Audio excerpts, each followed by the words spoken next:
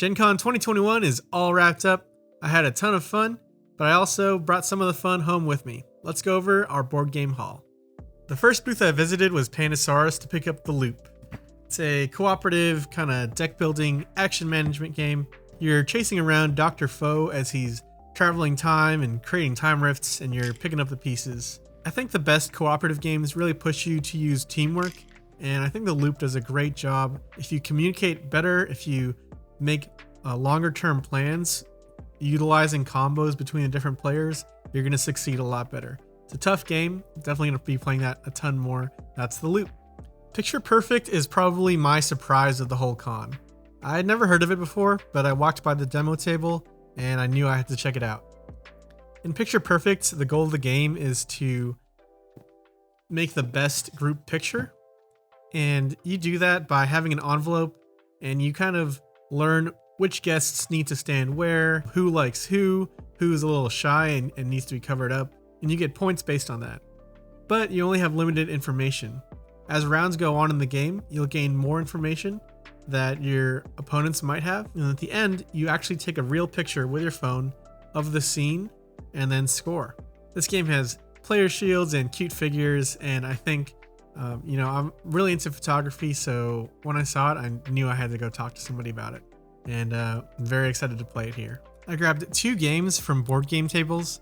Yes, they make pretty cool tables, but also they've been publishing some very awesome games.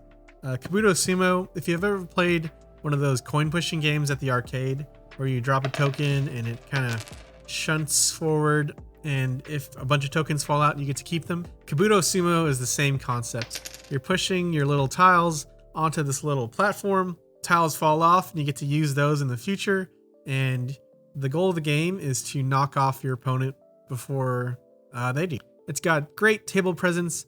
It's a dexterity game, but it doesn't really require that much skill as far as your dexterity goes. I think it's the game I played the most at the con itself. Tons of people bought it, and it was just set up everywhere. I got to teach some folks how to play. That's Kabuto Sumo. Next up, Mountain Goats, also from Board Game Tables. Mountain Goats is a push your luck dice rolling game. You roll 4 dice, and then you can make pairs or combinations of them in any way you want, which reminds me of Can't Stop. In the game, if you roll certain values, you get to move your mountain goat up the mountain, and then when you get to the top of each row, you get to score. If your opponent ever gets to the top of the same track, you get knocked down to the bottom, and they score. If you're already at the top and roll the same value, you get to score again. So there's this interesting mechanism where, do you race up the track even if someone's right behind you, or do you go up a harder track and try to stay at the top and score over and over? It's light, it's fun, it only takes 20 to 30 minutes to play. It's probably the best filler game that I played at the con. I picked up 2 deduction games at the con. I got Dune Betrayal by Gale Force 9, and I got Night of the Ninja. Part of my goals for going to Gen Con was to find some games that we could film some content over, and these games were the ones that were getting people really rowdy, yelling at each other, accusing each other, lying, so I knew I had to go check them out. So far, I've only played Dune Betrayal. It's on advanced copy right now. I don't believe it's out to the public. They released it early for Gen Con. It's a bit shorter than I was expecting. You kind of only have a few rounds to draft some cards. Those cards you can use to gain information or react to attacks. Night of the Ninja is designed by Justin Gary, who also designed Shards of Infinity, which is one of my favorite games of all time. But he designed Shards and Ascension, which are both deck builders, so I'm really interested to see how a game designed by him, that's a deduction game, works out. I'm really excited to play that as soon as I can. I also grabbed Arcane Wonders, Air, Land, and Sea Critters at War. My understanding is that this is the exact same game as Air, Land, and Sea, but there's critters at war. How awesome is that? I've never played Air, Land, and Sea. I got to play the demo at the demo table at Gen Con, and I could tell it seems like a really, really interesting dueling game. I feel like there's a lot of awesome small deck, bite-sized dueling games that are really deep for how few cards there are. Things that came to mind were like Battle Line and Hanami Koji. So Air, Land, and Sea, I'm probably going to play that tonight. I also got a Super Mega Lucky Box. This is a game by Philip Walker Harding. It's kind of like flip and right bingo, and then if you fill out a row or column, you get bonuses that can trigger other bonuses. I love games like Gone Clever and silver and gold, so this reminded me of those ones. I do have copies of both of those, so after I play Super Mega Lucky Box, I'm probably going to try to cull one or two because I think I've got too many of the same good thing. The art style is incredible. I love Schoolhouse Rock, so the typography on the front is just really, really cool. I grabbed 10. It's AEG's new card game. It's a push your luck game. It's kind of like blackjack, where you choose to stop or bust, and then actions happen where you can gain currency or gain points. There's also a small auction phase where players can bid to win wild cards, and then you can also buy cards from a market. There's not really any theme. You're just kind of playing with these mechanisms surrounding the push your luck or bust mechanic, but I think it's pretty well thought out, and there's a lot of great catch-up mechanics or balancing things that make this game feel really clever. The final game I picked up is Iberian Gauge, designed by Tom Russell. You might know from watching our content or reading our blog stuff that we don't play tons of heavy Euros, but I think I've just had some sour experiences that make me feel like I need to give them more of a shot. Iberian Gauge is really, really beautiful. The art style, the minimalist kind of components. It looks awesome. If there's a game that's going to get me interested in trains, I feel like it's going to be a game with this kind of cover. I know No Pun Included just recently made a review and they were glowing about it, so I usually agree with their opinions on a lot of games, so I really want to check it out.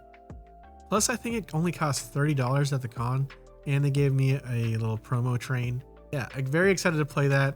You might have to do a video explaining, a non-Euro gamer's take on something like Iberian Gauge. So that's my haul. I played a lot more games at the con that I didn't take home with me.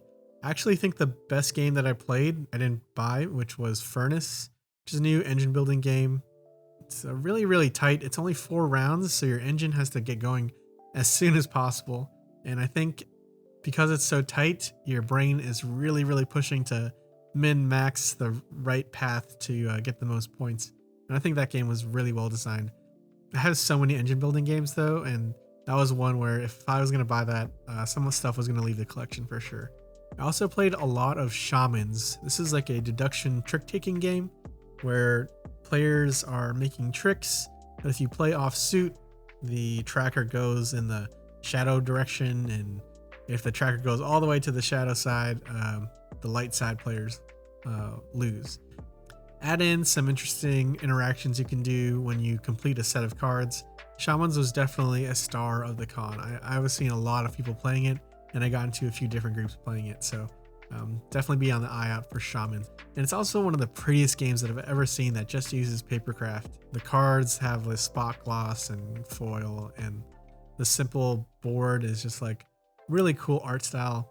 Go check out Shamans. I also tried this game Gorinto. It was an abstract game where you play tiles onto a grid to pick up other tiles, and then the picked up tiles score in different ways based on the game's random scoring conditions. It's kind of hard to explain in abstract without the pieces, but if you ever see that game Gorinto, I think you should give it a shot. I also got to demo the new Cuphead game. It's a boss battler with real-time dice chucking. I love those kinds of games. I love Fuse and I love Project Elite. The Cuphead mechanics were pretty fast and unforgiving. You only have 20 seconds to get, I think, either 4 or 5 dice results exactly in the right order. So you have to be chucking really, really fast. The game is brutal, which is reminiscent of the video game. I think playing a full run of it, a whole campaign of it, would be fun because you get upgrades that can mitigate some of the luck or give you more powerful abilities.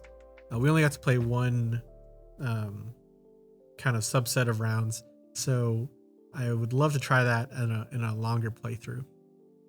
All right, y'all, that's our haul for GenCon. If you also went to the con, please let us know in the comments what you took home or what were some of your favorite games. I had a ton of fun for my first con. Maybe we'll be there in 2022. We are going to go to BGG Con in November for sure. We'll be exhibiting. So if you're in the Dallas area in November around BGG Con, please let us know. Let's play some games or let's make some coffee. This has been Chris for Many Worlds Tavern. We make coffee for game night. Go check out our website in the description. That's it. See ya.